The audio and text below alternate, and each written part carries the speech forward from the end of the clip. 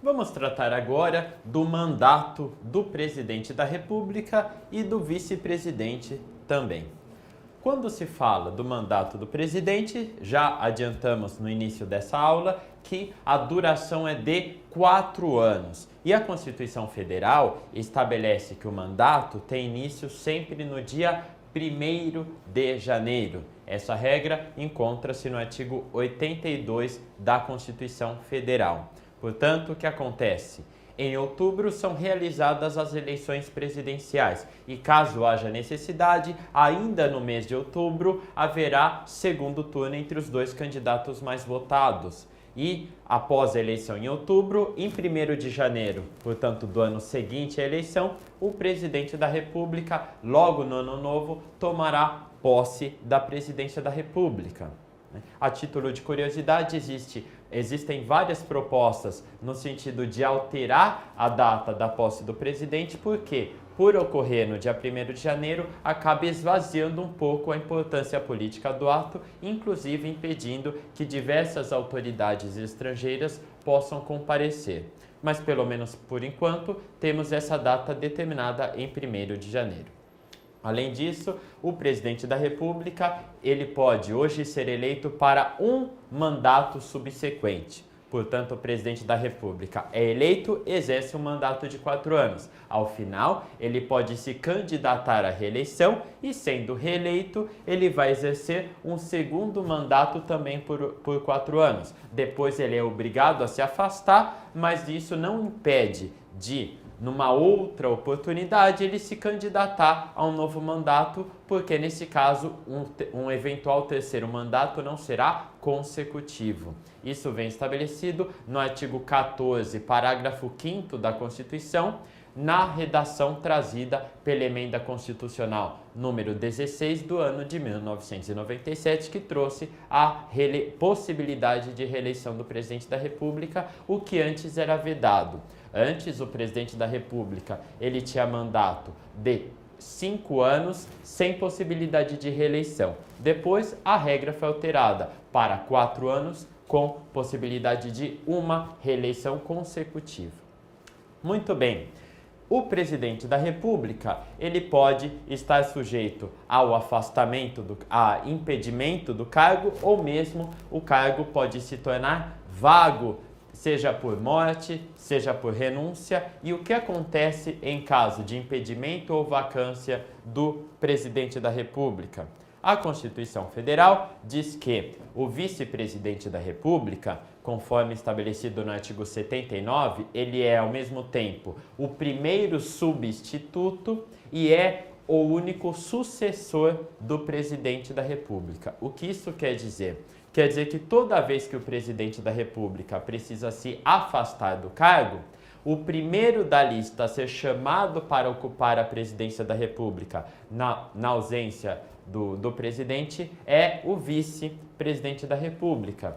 E, além disso, se houver uma eventual vacância do cargo, seja por renúncia ou por falecimento ou qualquer outra causa, o vice-presidente da República assume em caráter definitivo a presidência.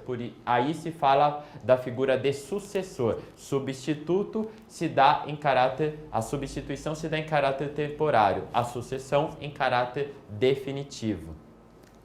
Então, o presidente da República, ele é tanto substituto como sucessor nos termos do artigo 79 da Constituição. Mas, além do vice-presidente da República, nós temos outros substitutos. Sucessor é um só, é o vice, mas substitutos temos diversos estabelecidos na Constituição. Então, na hipótese do presidente se afastar, por exemplo, cumprindo compromissos do Brasil no exterior, numa viagem ao exterior, o vice deve assumir. E se o vice por algum motivo não puder assumir, vamos supor que o vice foi acompanhar o presidente da República nesses compromissos oficiais no exterior. Quem é que ocupa a presidência da República? A Constituição Federal estabelece uma ordem sucessiva de substitutos. Então, primeiro é o vice-presidente, que é o titular do cargo. Na sua ausência, o vice-presidente da República. Depois dele, nós temos o presidente da Câmara dos Deputados, depois o presidente do Senado Federal e, por fim, o presidente do Supremo Tribunal Federal. Ou seja, o presidente da República, a presidência da República sempre estará ocupada por alguém. Se não é pelo presidente, pelo vice. Se não é pelo presidente nem pelo vice, entre o presidente da Câmara primeiro, depois o presidente do Senado e, em último caso, o presidente do Supremo Tribunal Federal assume a presidência da República. Por isso que eu costumo dizer que, apesar de termos tido a eleição da presidente Dilma Rousseff como presidente do Brasil, nós já tivemos anteriormente a presidência da República exercida por uma mulher. No caso, a ministra Ellen Grace, quando era presidente do Supremo Tribunal Federal, numa determinada época, ela ocupou por alguns dias a presidência da República por conta dessa ausência do presidente e de todos os outros substitutos. O presidente se afastou, o vice também, o presidente da Câmara e do Senado não puderam assumir, então foi ela, Ellen Grace, a primeira mulher a exercer a presidência da República no Brasil. Tá? E lembrar só desse detalhe que é muito importante, é um detalhe, mas tem grande importância. Primeiro é o presidente da Câmara, porque ele representa o povo. Então, primeiro é o povo que vai colocar, vai designar um substituto do presidente. Depois vem os interesses dos estados, que se dá pelo presidente do Senado. Tudo bem? Maravilha. E no caso da vacância do cargo de presidente e de vice-presidente da República, aí a Constituição faz uma distinção. Esta dupla vacância, por que dupla vacância? É o caso de ficar vago, ou seja, de forma definitiva, tanto o cargo de presidente como de vice-presidente da República. Se for só o cargo de presidente, não tem problema, o vice assume e fica até o final. Mas na hipótese de nós não termos nem um presidente, nem um vice em caráter definitivo, aí a Constituição ela faz uma distinção. Quando acontece essa vacância na primeira metade do mandato, ou seja, nos 2 primeiros anos, a regra é uma. Quando essa dupla vacância ocorre nos 2 últimos anos de mandato, a regra é outra. Então, qual é a diferença? No caso da vacância nos 2 primeiros anos de governo, como ainda falta muito tempo para completar aquele mandato presidencial, a Constituição Federal estabelece que deverá ocorrer uma eleição direta em 90 dias contados da última vacância, ou seja, da vacância do cargo de vice-presidente da República.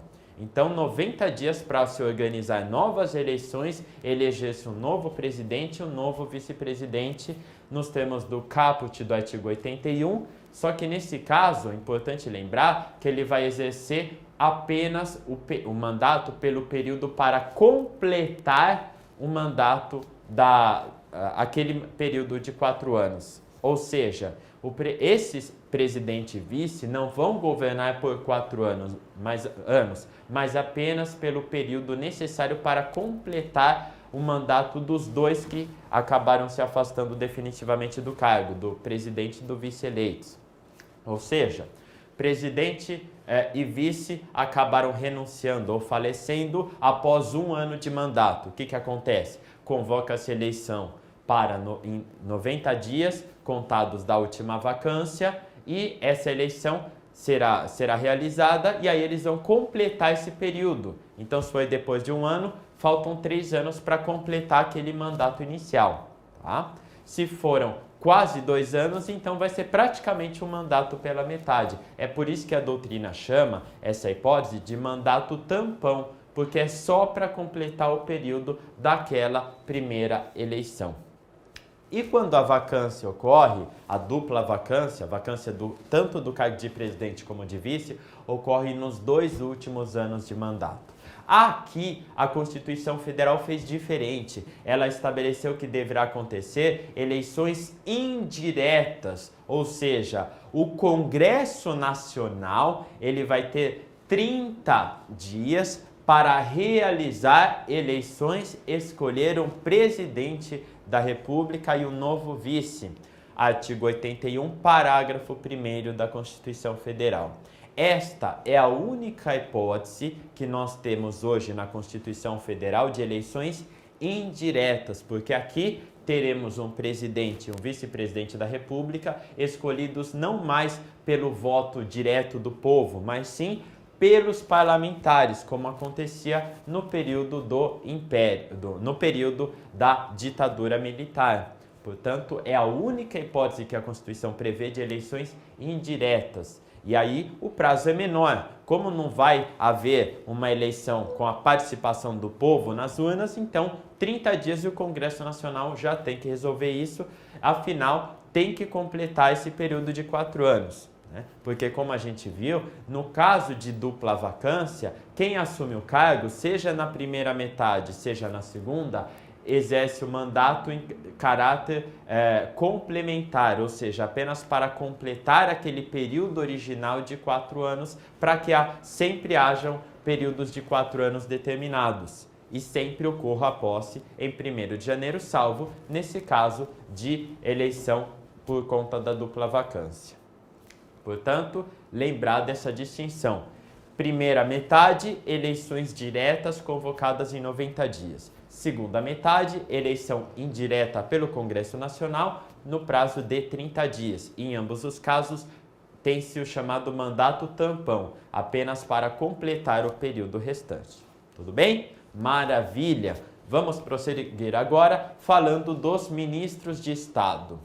A Constituição Federal, de uma forma até um pouco mais específica do que ela fez em relação ao vice-presidente da República, ela traz as funções e requisitos para o cargo de ministro de Estado. A Constituição Federal, como eu já disse para vocês, diz que eles são escolhidos livremente pelo presidente da República. E se o presidente da República ele tem poder de livre nomeação, ele também tem poder de livre exoneração. É uma via de mão dupla. Ele nomeia quem quiser, livremente. Mas ele também pode, a qualquer momento, exonerar, trocar o seu ministro de Estado, caso entenda que a sua conduta não está adequada às suas diretrizes políticas. Ele não precisa nem fundamentar essa decisão. Não há necessidade de que o ministro esteja envolvido em irregularidades, qualquer tipo de problema, ele pode, simplesmente por uma opção política, modificar, trocar a qualquer momento os seus ministros de Estado. Muito bem. O ministro de Estado, segundo a Constituição Federal, o artigo 84 diz que eles são exoneráveis ad nutum, inciso 1º do artigo 84. Além disso, requisitos para ser ministro de Estado estão no artigo 87 da Constituição Federal. Ele deve ser brasileiro, em regra, pode ser tanto brasileiro nato como brasileiro naturalizado. Porém, existe um único cargo de ministro que esse é reservado a brasileiros natos, que é o cargo de ministro do Estado da Defesa. Este não admite brasileiros naturalizados, conforme estabelece a Constituição Federal. Então, para ser ministro, regra geral, brasileiro, seja nato ou naturalizado, maior de 21 anos. A idade mínima para ser ministro é de apenas 21 anos. Idade mais baixa do que o cargo de presidente da República, que é de 35, de governador, que é 30 anos. Então, ministro de Estado, basta 21 anos, que é a mesma idade para ser deputado federal, estadual, deputado distrital ou prefeito. E ainda o cargo de juiz de paz também, 21 anos. Muito bem. Além disso, o ministro de Estado ele deve estar no exercício dos direitos políticos, ou seja, ele não deve estar privado nem por conta de atos de perda ou suspensão dos direitos políticos que são estabelecidos no artigo 15 da Constituição Federal.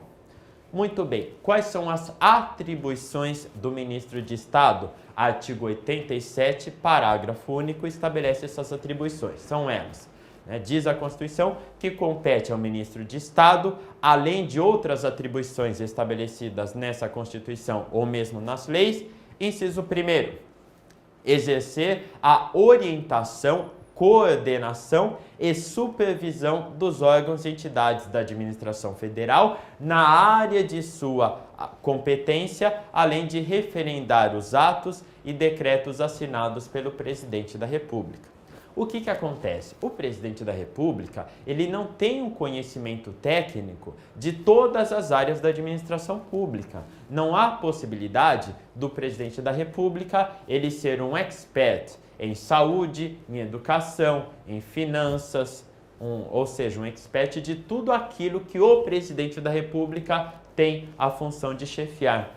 Portanto, para exercer as suas relevantes atribuições, o presidente da República depende de auxiliares que tenham qualificação para determinadas matérias, para determinados temas. E esses principais auxiliares são os ministros de Estado.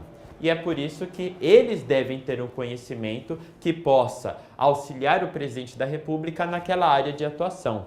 Então, se o Brasil tiver a administração pública federal tiver com problema na área de saúde, quem vai dar a palavra final é o presidente da República, mas ele precisa dessa colaboração do ministro da Saúde.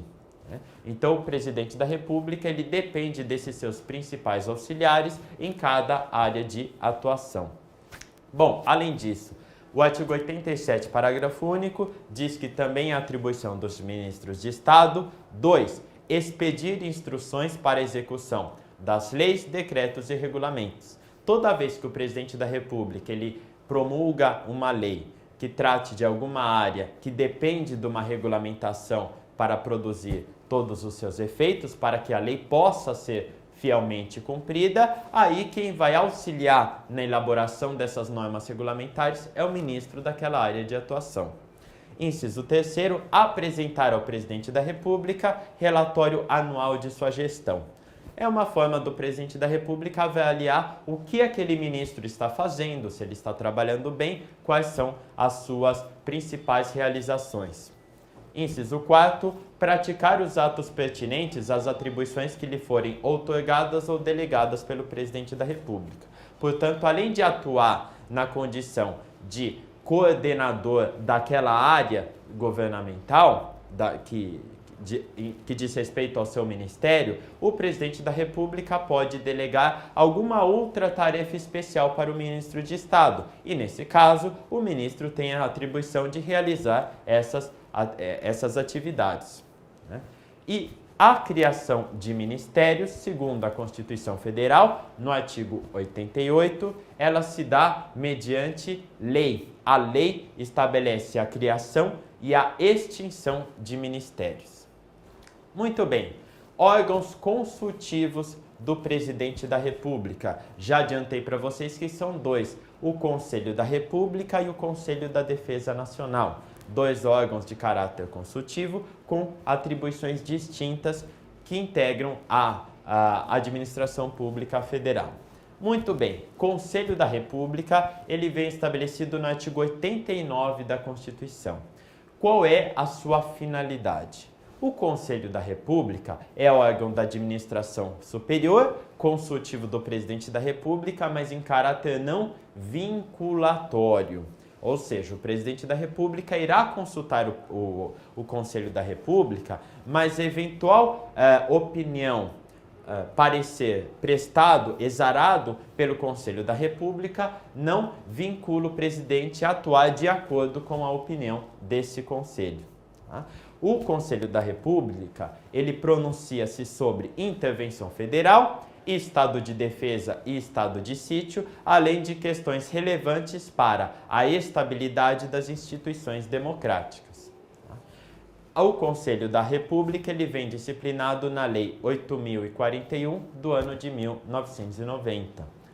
Então, toda vez que o Brasil estiver passando por uma situação de grave instabilidade das instituições, o que acontece? O Conselho da República se reúne e vai assessorar o presidente da República na condução e solução desta crise. E o Conselho de Defesa Nacional? Este vem previsto no artigo 91 da Constituição Federal. O Conselho de Defesa Nacional, ele vai opinar acerca de assuntos de soberania nacional e defesa do Estado democrático, declaração de guerra e celebração de paz, decretação de estado de defesa e estado de sítio e intervenção federal. Vejam só, quando tiver estado de defesa, estado de sítio e intervenção federal, os dois conselhos participam, tanto o Conselho da República como o Conselho de Defesa Nacional. Além disso, o Conselho de Defesa Nacional, ele propõe uma forma de utilização das áreas consideradas indispensáveis à segurança do território nacional, especialmente as faixas de fronteira. Tá? Então, toda vez que se tiver diante dessas outras questões de grande relevância e repercussão, principalmente defesa nacional, portanto, perigos envolvendo nações estrangeiras, e aí a necessidade de proteção das fronteiras brasileiras, nesse caso é o Conselho de Defesa Nacional que vai se manifestar. Tá? Então, só para fixar, Estado de Defesa, Estado de Sítio e Intervenção Federal, os dois conselhos se manifestam, Conselho da República e o Conselho de Defesa Nacional. Muito bem, e agora vamos entrar no assunto dos mais importantes acerca do Poder Executivo, que são os casos de crime de responsabilidade do Presidente da República, além de outras autoridades. A Constituição tem uma preocupação especial com os crimes de responsabilidade de autoria do Presidente da República, mas fora o Presidente, outras autoridades também podem praticar condutas assim tipificadas. Muito bem, o que são crimes de responsabilidade? A Constituição Federal estabelece que se trata de infrações de natureza político-administrativas. Portanto, apesar da expressão crime, não se trata de uma matéria objeto do direito penal. Aqui não se fala em crime em sentido estrito, ou seja, um fato típico e antijurídico, ou um fato típico, ilícito e culpável. Aqui não. Aqui nós temos infrações que têm caráter político-administrativo. E quando se fala em crime de responsabilidade, temos o chamado processo de impeachment. Tá? Crime de responsabilidade e impeachment estão diretamente ligados. Tá? Muito bem. E no caso do Presidente da República, como eu falei, a Constituição tem uma preocupação especial, tanto é que ela própria tipifica alguns atos que são ensejadores de crime de responsabilidade do Presidente da República. Antes de a gente fazer a leitura deles, eu já adianto para você, aluno, que esses atos, eles não são muito bem tipificados ou delimitados. São atos de caráter aberto, genéricos, de forma que a Constituição Federal, ela deixou uma certa discricionariedade por parte do Congresso Nacional na apuração e julgamento do crime de responsabilidade. Para confirmar o que eu estou dizendo, vamos ler as hipóteses do artigo 85 da Constituição Federal. Diz o artigo 85 que são crimes de responsabilidade os atos do Presidente da República que atentem contra a Constituição Federal e especialmente contra, dois pontos. Ou seja, ela não vai falar os atos em si, ela vai trazer quais são os bens jurídicos tutelados, de forma que caso o Presidente da República venha a atentar contra esses bens, teremos a possibilidade de crime de responsabilidade. Inciso 1º, contra a existência da União. Inciso 2º, o livre exercício do poder legislativo, executivo, judiciário, além do Ministério Público.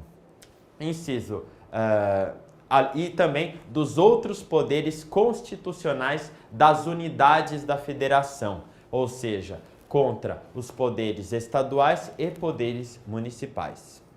Inciso 3º, o exercício dos direitos políticos individuais e sociais. Inciso 4º, a segurança interna do país. Inciso 5º, a probidade na administração. Inciso 6º, a lei orçamentária. E inciso 7º, cumprimento das leis e decisões judiciais. Como eu adiantei para vocês, são infrações de caráter muito subjetivo.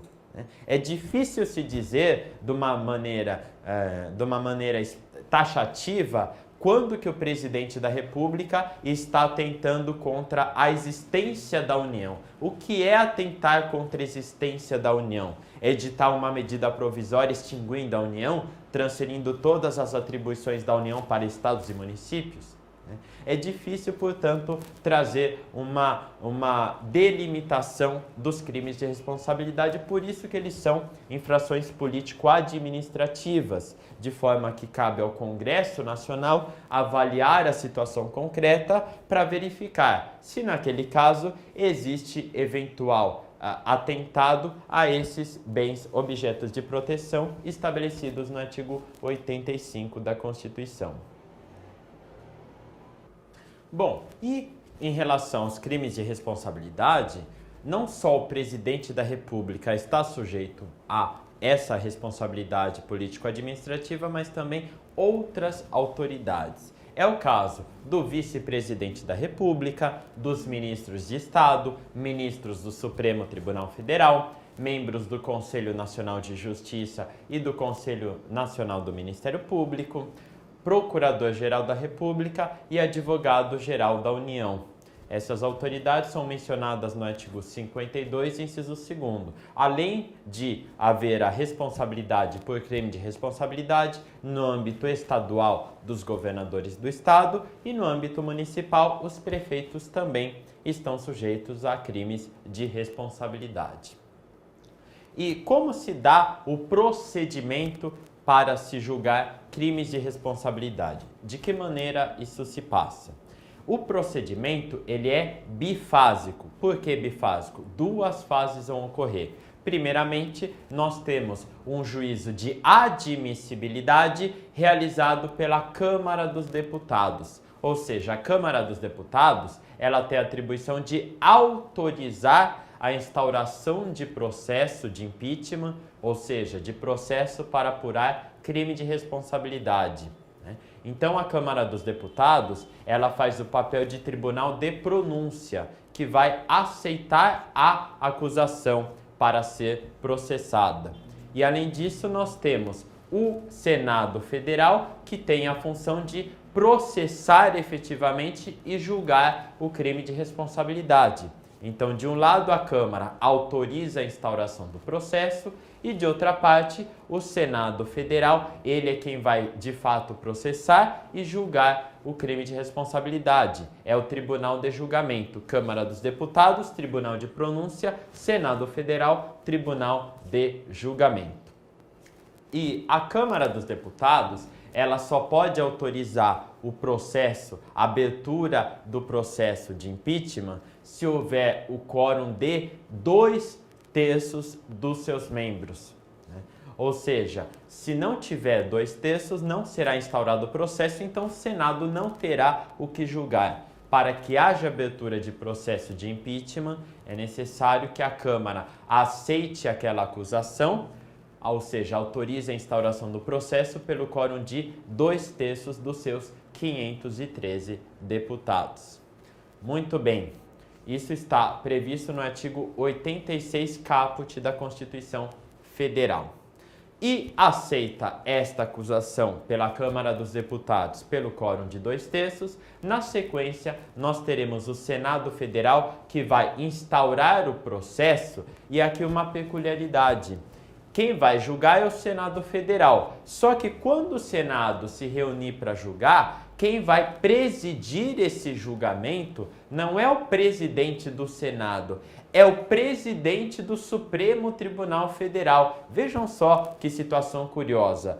O Senado Federal ele vai emprestar o presidente do Supremo, porque já que ele é presidente do Supremo, ele está acostumado a coordenar julgamentos. Então, o Senado Federal chama o presidente do Supremo Tribunal Federal para conduzir este julgamento. E aí, quando houver a Câmara autorizar a abertura de processo de impeachment, e aí o presidente do Supremo ele vai presidir esse julgamento, nós teremos a suspensão do presidente da República do exercício de suas funções pelo prazo de até 180 dias. Isso vem previsto no artigo 86, parágrafo 1º, inciso 2º, bem como o parágrafo 2º. Tudo isso que a gente viu agora.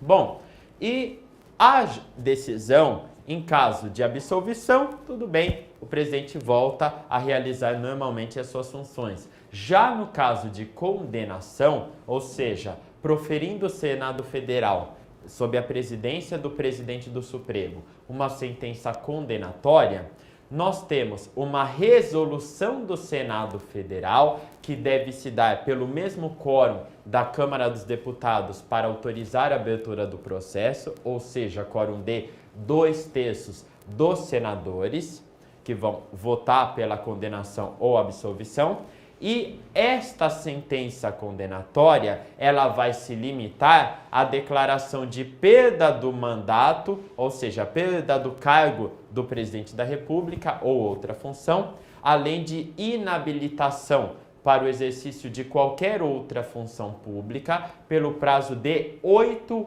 anos, tá? Sem prejuízo de eventuais outras medidas judiciais que sejam cabíveis. Vamos supor que aquela autoridade que vier a ser condenada por um processo de impeachment, além do ato de impeachment em si, fique constatado que ela praticou uma infração penal ou um ato de improbidade administrativa. Portanto, o fato de ela ter sido cassada num processo de impeachment não impede que o Poder Judiciário a julgue também pelo um ato de improbidade administrativa ou eventual ação penal a fato correlato. Isso vem previsto no artigo 52, parágrafo único da Constituição Federal. Muito bem, ao lado da responsabilidade política, por meio do crime de responsabilidade, processo de impeachment, nós também temos a previsão de algumas regras acerca da responsabilidade criminal, ou seja, em caso de crimes comuns, que são aqueles que não são de responsabilidade, a Constituição coloca algumas regras acerca de eventual processo criminal contra o presidente da República. Diz a Constituição Federal que também nesse caso de crime comum, haverá um controle prévio de admissibilidade daquela acusação. Quem vai admitir esse processo em face do presidente da República, esta ação penal, é a Câmara dos Deputados, que deve autorizar o recebimento da denúncia ou queixa-crime também pelo quórum de 2/3. Ou seja, a Câmara sempre tem que autorizar o processo, seja processo por crime de responsabilidade, seja processo por crime comum, e sempre pelo quórum de 2/3. Então, Procurador-Geral da República oferece a denúncia contra o presidente, antes do Supremo deliberar, vai para a Câmara dos Deputados, que deve admitir aquela acusação pelo quórum de 2/3. E aí nós temos essa regra prevista no artigo 86, caput da Constituição Federal. Depois disso, o Supremo Tribunal Federal, aí sim é que ele vai analisar se recebe ou não a denúncia. E aqui uma questãozinha interessante. Se a Câmara dos Deputados, pelo quórum de 2/3, entendeu que aquela denúncia procede e deve ser recebida, nesse caso, pode acontecer do Supremo Tribunal Federal entender por não receber a denúncia, por algum motivo entender, por exemplo, que o fato é atípico ou qualquer outra causa de exclusão da tipicidade ou da punibilidade? Existe a possibilidade de haver uma divergência. A Câmara admite a acusação, só que o Supremo não recebe a denúncia. E aí, o Supremo pode então ir contra a vontade da Câmara? Sim, ele pode, porque o ato de recebimento da denúncia deve exarar a livre convicção do Poder Judiciário, no caso do Supremo Tribunal Federal. Caso contrário, Se a decisão da Câmara obrigasse o Judiciário, obrigasse o Supremo a receber essa ação penal, estaríamos numa situação de violação à separação dos poderes. O Judiciário ele é soberano, ele é independente para dizer se recebe ou não aquela ação penal, independentemente de a Câmara dos Deputados ter aceitado o recebimento da denúncia. Tá? Bom, e o presidente da República, ele não pode ser preso, ou melhor, ele somente pode ser preso por sentença penal condenatória. Antes disso, não estará sujeito à prisão. Essa regra vem prevista no artigo 86, parágrafo 3º da Constituição. Não existe prisão preventiva do presidente da República. E o presidente da República, assim como acontece com os parlamentares, ele também tem em seu favor algumas imunidades. Diz a Constituição Federal que o presidente da República ele tem responsabilidade relativa in officio ou propter officium. O que isso quer dizer? Quer dizer que durante o mandato do presidente da República, ele não estará sujeito à responsabilização por atos estranhos ao exercício das suas funções presidenciais. Regra do artigo 86, parágrafo 4º da Constituição. Portanto, ação penal contra o presidente da República somente por atos relativos à presidência da República. Mas e depois que ele deixa o cargo, seja porque renunciou, porque foi cassado ou mesmo ao término do mandato? Aí ele pode ser processado por qualquer infração penal? Sim, ex-presidente não goza de nenhum tipo de imunidade, apenas o presidente da República tem esse benefício em seu favor. E a perda do cargo nesse caso de crime comum, nós teremos a perda do cargo por via reflexa, ou seja, a Constituição Federal não estabelece que o presidente da República, se for condenado numa ação penal, ele perde o cargo. Mas o que acontece é que a Constituição Federal, no artigo 15, inciso 3º, ela diz que a pessoa que tem uma condenação penal transitada em julgado, está sujeita à suspensão dos direitos políticos. E quem tem os direitos políticos suspensos não pode votar, nem ser candidato ou, se eventualmente exerce algum cargo público, por conta dessa condenação criminal, terá perdido esse cargo, ou seja, não poderá continuar exercendo aquele determinado cargo. Então, por conta da condenação criminal do presidente da República, ele não poderá mais continuar exercendo a presidência, não por disposição expressa, mas em decorrência da suspensão dos direitos políticos, conforme artigo 15, inciso 3º da Constituição Federal. Muito bem. E para terminar, como se dá essa questão de responsabilidade no que tange a estados e municípios? Só lembrando que, quando se fala de processo de impeachment, nós temos uma lei federal antiga, diga-se de passagem, que trata do assunto, que é a Lei Federal 1079 do ano de 1950. Foi essa lei, por exemplo, utilizada no processo de impeachment do então presidente Fernando Collor de Mello. E no caso de estados, Distrito Federal e municípios, o que acontece? Aplicam-se as mesmas regras no tocante à responsabilidade do presidente da República. Portanto, temos aqui incidência do princípio da simetria. O que a Constituição determina para o presidente da República deve ser observado na Constituição do Estado para o governador do Estado, bem como na Lei Orgânica Municipal para os prefeitos. Bom, e no caso de territórios, né? Sempre volto a dizer, quando se fala de territórios, tem-se em mente uma questão totalmente teórica, na medida em que atualmente não existem territórios federais no Brasil. Mas, de toda forma, a Constituição diz que, no caso dos territórios, o governador do território, que não é eleito pelo povo, mas sim nomeado pelo presidente da República, ele vai, ou melhor, o governador do território, ele é nomeado pelo presidente da República após a aprovação do Congresso Nacional, ou melhor, do Senado Federal. Então, presidente da República, assim como ele escolhe ministro do Supremo Tribunal Federal, ministro dos Tribunais Superiores, Procurador-Geral da República, Advogado-Geral da União. O presidente da República, ele também tem a incumbência de nomear governadores de territórios federais.